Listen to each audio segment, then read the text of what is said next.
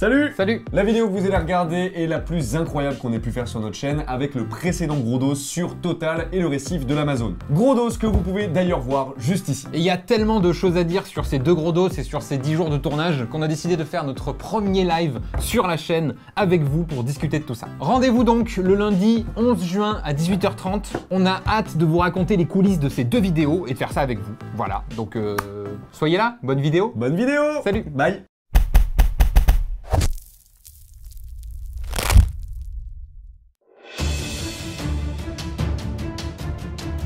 Ça y est, on vient d'arriver sur la zone.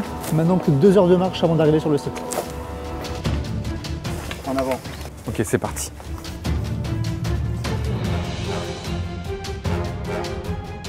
Évidemment, on passe pas inaperçu ici, donc on va pas rester très longtemps. C'est dégueulasse.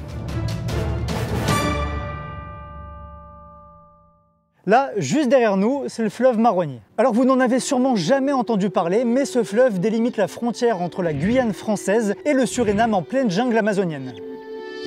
Ce fleuve a une importance capitale pour de nombreux peuples des alentours. L'un d'entre eux, c'est les Wayana, un peuple amérindien français. Et les Wayana ont besoin du Maroni pour se nourrir, cuisiner, laver, boire. Bref, c'est pour eux une importance vitale. Mais l'eau du fleuve n'est plus la même depuis quelque temps. Les rivières qui se jettent dans le Maroni sont beaucoup plus troubles que d'habitude. Elles sont boueuses et surtout chargées de mercure. Un vrai poison pour l'homme. Ce mercure, il est présent dans l'eau, mais également dans les poissons qu'on ne peut plus manger. Du coup, pour les peuples autochtones, le Maroni, qui était pour eux une source de vie, l'est maintenant de mort. Les fautifs de tout ça, ce sont les garimperos, des chercheurs d'or illégaux venus du Brésil qui détruisent tout l'écosystème.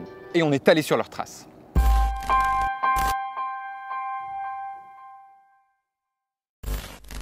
La zone où l'on se trouve s'appelle le Croissant d'Or et elle regorge de minerais d'or. Pour l'extraire, des parcelles ont été officiellement vendues à des compagnies de minage, mais ça n'a pas empêché les chercheurs d'or illégaux de débarquer. On les appelle les garimperos, ils sont à 90% brésiliens et ils viennent dans la région pour s'enrichir. Ils seraient plus de 6000 en activité dans la jungle. Évidemment, ce qui les importe, c'est le profit rapide et pas la bonne santé des peuples qui vivent ici, ou la préservation de la forêt amazonienne. Du coup, ils utilisent des techniques bien dégueu pour extraire l'or et nous, on s'est rendu sur des sites illégaux pour voir ça.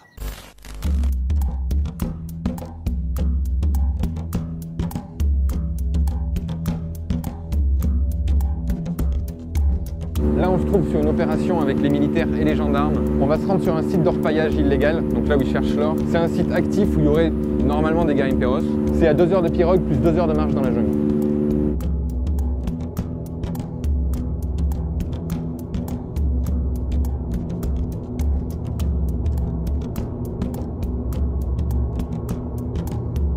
Ça y est, on vient d'arriver sur la zone. Maintenant, plus de 2 heures de marche avant d'arriver sur le site.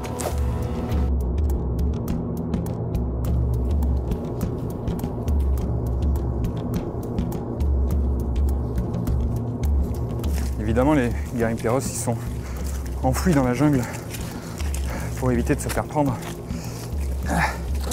Et donc c'est très compliqué d'aller jusque là-bas. Très compliqué. Là, Hugo n'est pas avec nous parce qu'il est avec une autre équipe de militaires. Il passe par un autre chemin pour essayer de prendre en tenaille le site d'orpaillage. Quand on a débarqué en pirogue, on était juste à côté de commerces chinois qui travaillent avec les garimperos. Du coup, il est fort possible qu'ils les aient déjà prévenus et qu'ils soient partis avant même notre arrivée.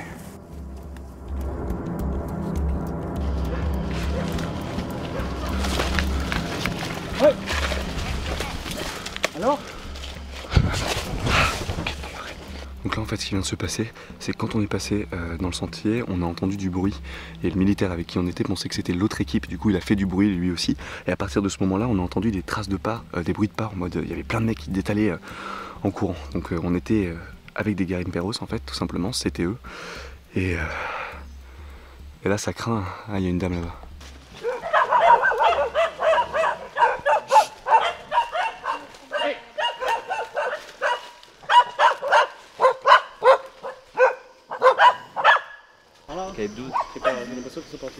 Il n'y a pas de fusil? Non, votre camarade là. Ah, pour arriver, Tombé.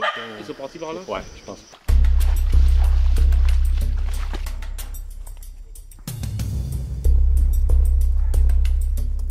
Ok, là on arrive sur le site, donc il va pas falloir faire de bruit.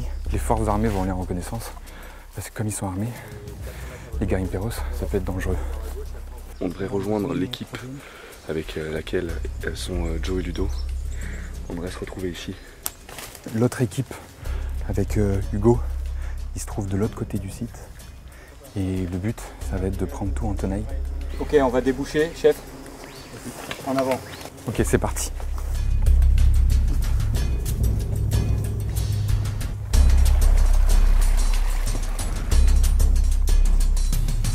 Oh, ok. Bah, je pense que c'est là. Hein. Tu lèves la bâche sur les gravats. On vient d'arriver sur le site, apparemment il n'y a personne. Ils sont déjà partis. Ils ont dû déjà être prévenus. Et l'autre équipe est juste là-bas. Ah, ils sont juste là-bas. Ça fait plaisir de te voir, Ludo. Moi aussi. Ça fait combien de temps qu'on s'est perdu 2-3 heures. 2-3 heures. Donc là, on vient d'arriver sur le site d'orpaillage illégal. Et rien qu'en regardant derrière moi, tu te rends compte à quel point c'est dégueulasse ce qu'ils sont en train de faire, quoi. Les mecs, ils ont tout défriché, ils ont tout cassé pour s'installer ici. La particularité du site, c'est que c'est un site dit alluvionnaire. Alluvionnaire, ça veut dire quoi? Ça veut dire qu'ils récupèrent l'or en surface. Eux, ils creusent pas des mines ou des trucs comme ça, c'est vraiment l'or qui est en surface. Donc comment ils s'y prennent? Ils chopent les flancs, comme ça, et ils envoient, ils bombardent de l'eau à une pression immense juste pour faire tomber les sédiments qui sont accrochés et l'or qu'il y a dedans, évidemment. Ensuite, tout est balancé dans ce genre de bassin qu'il y a derrière moi pour faire décanter cette espèce de mixture boue-or, quoi. Une fois que c'est décanté, ils récupèrent tout ce qu'il y a au fond et ils l'envoient ici sur cette table de levée. L'or est plus lourd que le reste, donc évidemment il va se déposer au fond de tout ça. Mais le problème, c'est que l'or qu'ils récupèrent, c'est des toutes petites paillettes, si tu veux, c'est vraiment des tout petits morceaux. Ce qu'ils font, c'est qu'ils vont gratter tous les tapis pour récupérer absolument tout ce qu'il y a dedans. Et c'est là où ensuite ils foutent du mercure pour amalgamer, pour récupérer, réunir toutes les petites particules d'or et en faire des espèces de galettes, quoi. Le mercure, c'est un métal liquide jusqu'à moins 39 degrés. C'est ce qu'il y avait dans les thermomètres et ça a été interdit parce que c'est trop dangereux. C'est un neurotoxique puissant et clairement, ça tue. Sauf que le mercure utilisé par les garimperos est rejeté dans la nature. Il s'infiltre dans le sol et il part soit dans les nappes phréatiques ou les rivières. Ici, tout finit dans le fleuve Maroni. Dans cette région, c'est 13 tonnes de mercure qui sont relâchées chaque année dans la nature. Ce mercure va contaminer tout l'écosystème et donc les humains. Les habitants de la région, comme les Wayana qui sont les plus touchés, ont dans leur corps une concentration de mercure jusqu'à 5 fois supérieure à la limite fixée par l'OMS. Et pour finir, tout le reste du mercure se jette directement dans la mer, polluant des zones à plusieurs centaines de kilomètres de là.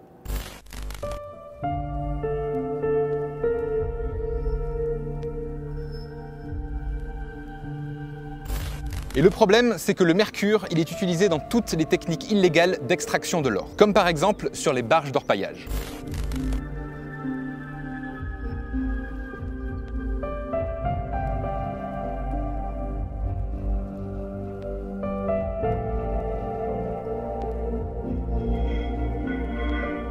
Donc là, on se trouve sur une barge qui appartenait aux garimperos et on va vous expliquer comment ça fonctionne. Donc la première étape, ça se passe ici. Ils pompent tout le lit du fleuve, donc tous les sédiments, avec cette espèce d'énorme pompe de suceuse, comme on dit. Donc là, tu vois, on peut voir les énormes moteurs qui servent à justement pomper la flotte. Le tuyau, il continue tout du long pour arriver là-haut. Et en fait, les sédiments vont ressortir juste ici, par le bout de la pompe, et ils vont venir s'éclater contre la bordure, là, juste là. Tout redescend évidemment sur tous les tamis sur lesquels on marche, hein, clairement c'est ça.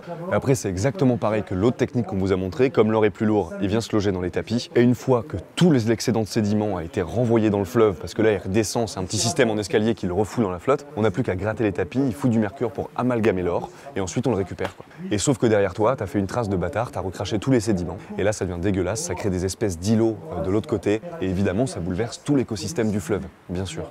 Sans compter le fait qu'il crache aussi du mercure et que c'est évidemment dégueulasse.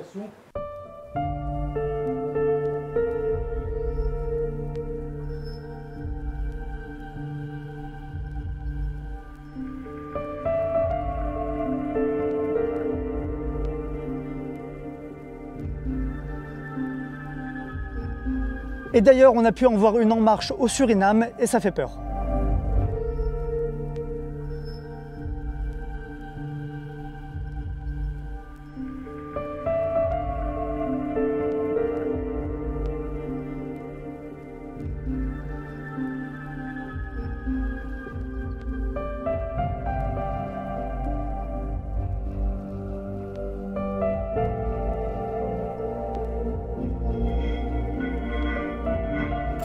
Et là, on va voir une dernière technique d'orpaillage. C'est l'orpaillage primaire. En fait, les garimperos vont essayer de trouver des gisements d'or qui est emprisonné par le quartz. Ils creusent des puits, donc ils vont récupérer tout ce quartz, ils vont le concasser. Et ensuite, ils vont passer tout ça, pareil, sur les tables, pour que l'or soit au fond. Et puis après, ils repassent tout ça au mercure, hein, toujours. Ça change pas, ça.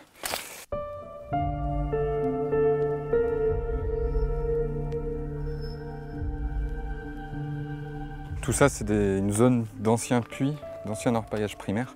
Donc il y a des puits comme ça qui descendent, et puis ensuite il y a des galeries, et ils creusent à l'horizontale pour essayer de récupérer l'or.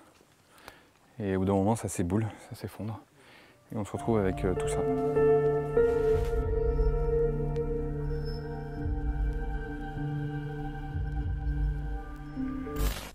Du coup, vous avez bien compris que les techniques utilisées par les garimperos sont véritablement dangereuses. Déjà pour eux, évidemment, mais aussi pour toute la forêt et les êtres vivants. Mais pas que. Il y a aussi les peuples autochtones. On est allé à leur rencontre pour qu'ils nous racontent ce qu'ils vivent tous les jours.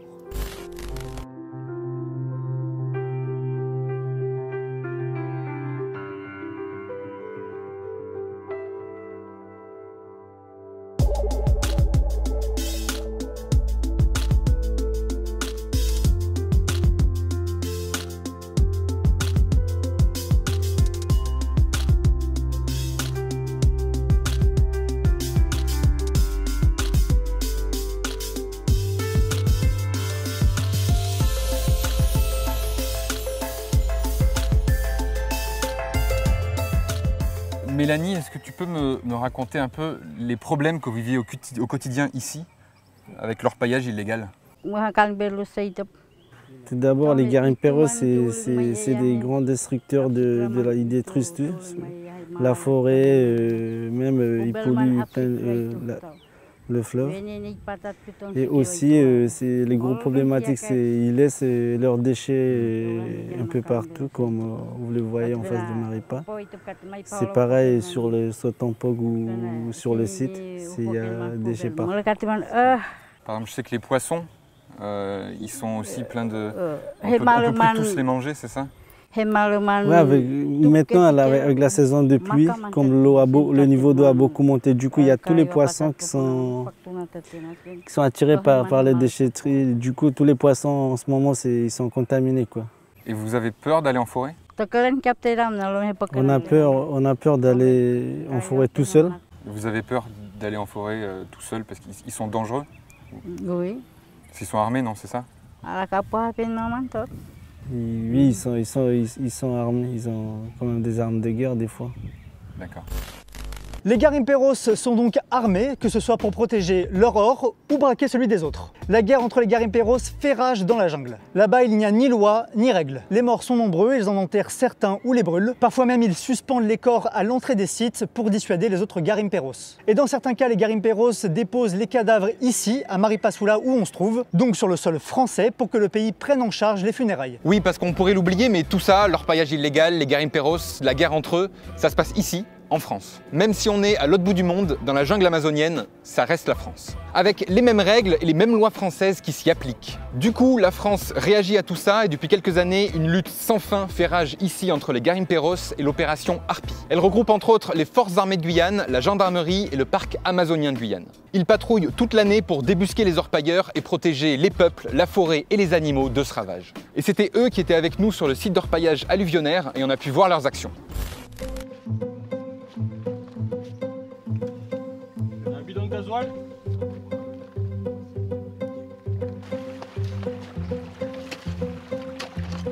Alors là, le travail des militaires, c'est de casser tout le matériel des garimperos. Mais le problème, c'est qu'ils ont su qu'on arrivait, du coup, ils ont tout enfoui sous l'eau, sous les bois, sous le caillou. Donc là, c'est un travail de fourmi pour eux. Ils doivent tout déterrer, tout casser pour les empêcher ensuite de refaire un camp ici, quoi. Ok, ça c'est un morceau du corps de pompe. Alimentation gasoil. Et donc pour l'instant, ils ont remonté des pompes, des lances, de l'essence et même des armes.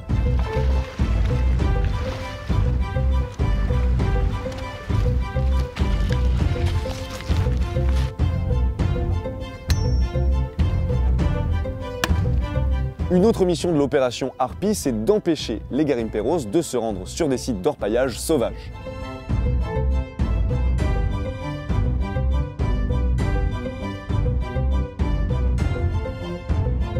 Donc là en face de moi c'est une barge d'orpaillage comme on l'a vu la dernière fois, sauf que cette fois-ci elle a été transformée en barrage par la gendarmerie. Leur objectif c'est d'empêcher les garimperos de remonter le cours d'eau. Et des barrages comme ça il y en a plusieurs qui sont positionnés sur quelques fleuves.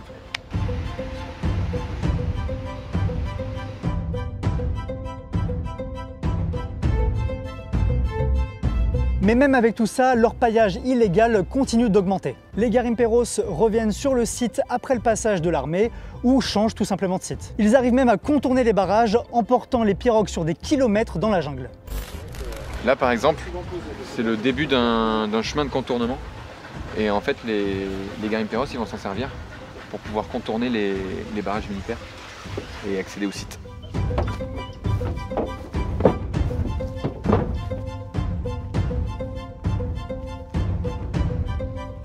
Et en fait là ils ont placé des rondins partout sur toute la longueur et ça permet de glisser les pirogues jusqu'au fleuve derrière et de passer le barrage du coup. Des pirogues de 10 mètres, ils les font passer par là quoi, dans la forêt. Il y a une logistique de dingue autour de tout ça et c'est inarrêtable en fait, inarrêtable. La jungle est si vaste qu'il est impossible pour la mission Harpie de tout contrôler. De plus, cette opération ne se limite qu'au territoire français, sauf que derrière nous, de l'autre côté du fleuve, c'est le Suriname. Là-bas, les forces françaises n'y ont aucun droit et les garimperos ne sont pas traqués. Du coup, ils passent la frontière dès qu'ils le peuvent pour être tranquilles. Et le village qui se trouve juste derrière nous, au Suriname, c'est Albina 2. Créé à 100% pour les garimperos, on y retrouve des dizaines de commerces vendant tout le matériel nécessaire pour aller chercher l'or illégalement, même le mercure. Il y a aussi des bars à prostituées, de la drogue et du trafic d'armes. On y est allé faire un tour pour s'en rendre compte.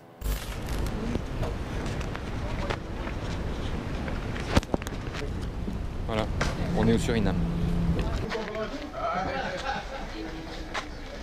Et là on est dans un hôtel de passe. Du coup on peut voilà, trouver des prostituées. Et puis après ça se passe dans ces petites chambres là. Évidemment tout le monde nous regarde et se demande ce qu'on fait là quand même.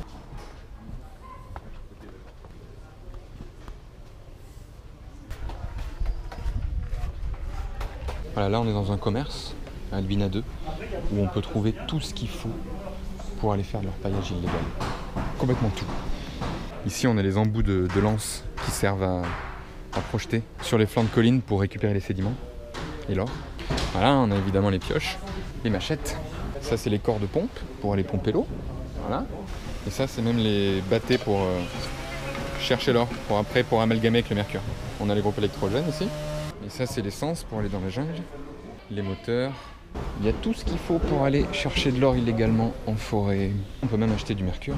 Et ça se fait derrière le comptoir. Et évidemment, tout ça ne sert qu'à ça.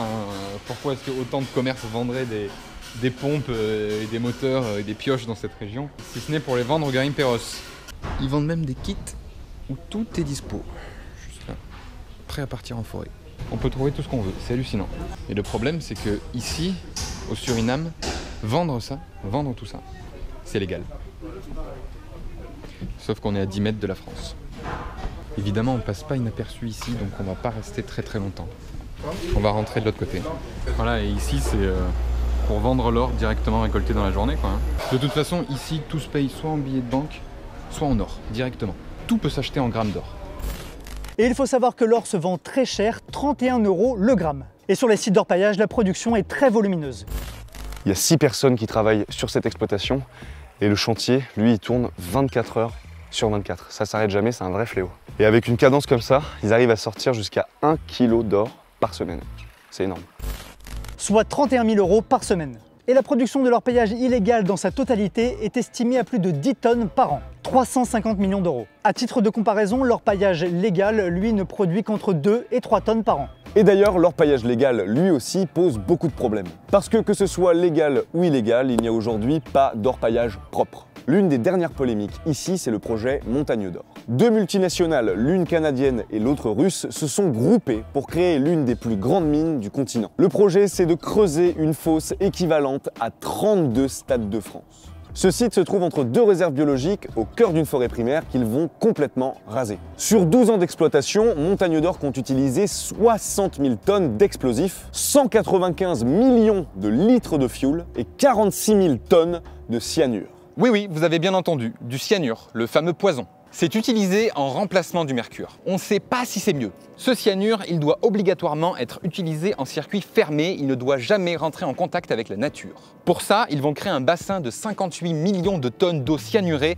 fermé par une digue de 57 mètres de haut. Mais il y a toujours des risques que cette digue cède, et là, ce serait un véritable raz-de-marée d'eau empoisonnée directement dans la forêt. Et d'énormes quantités de cyanure qui se retrouvent dans la nature, c'est malheureusement déjà arrivé dans d'autres mines, comme au Brésil par exemple. Tout ça est très inquiétant et rappelons-le, ça va se passer dans la jungle, dans un écosystème déjà très fragile. Et le plus désolant dans cette histoire, c'est que tout l'or extrait ne servira pratiquement à rien. La quasi-totalité sera transformée en lingots pour être simplement stocké dans des banques. Seuls 8% devraient avoir une réelle utilité dans les pièces informatiques ou dans le secteur de la technologie en général. Les risques sont donc très importants pour finalement pas grand-chose. Et d'ailleurs, les populations amérindiennes vivant dans cette zone se sont opposées au projet, mais personne ne les a écoutées. Du coup, plusieurs associations, qu'elles soient locales ou internationales, se sont liguées contre le projet Montagne d'Or, dont WWF. Ils font une pétition en ligne, du coup on vous a mis tout ça en description. Et si vous avez du mal à visualiser à quoi va ressembler cette mine, on a survolé des exploitations d'or légales actuellement en activité au cœur de l'Amazonie et qui sont minuscules à côté de ce que va être Montagne d'Or.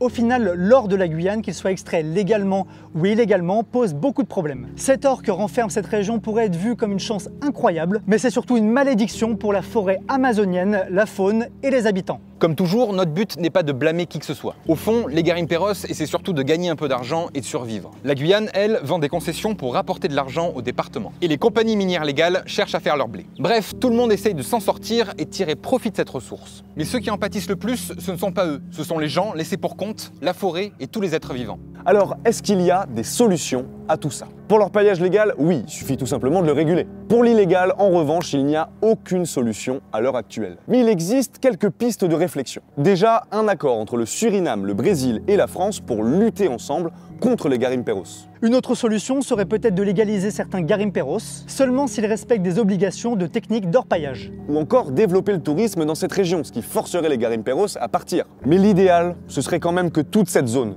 l'Amazonie, devienne un sanctuaire et qu'elle soit protégée de toutes les erreurs que peuvent apporter les humains. Orpaillage légal ou illégal, est-ce qu'on ne devrait pas laisser cette forêt si importante pour notre planète comme elle est, et laisser cet or bien enfoui dans le sol guyanais?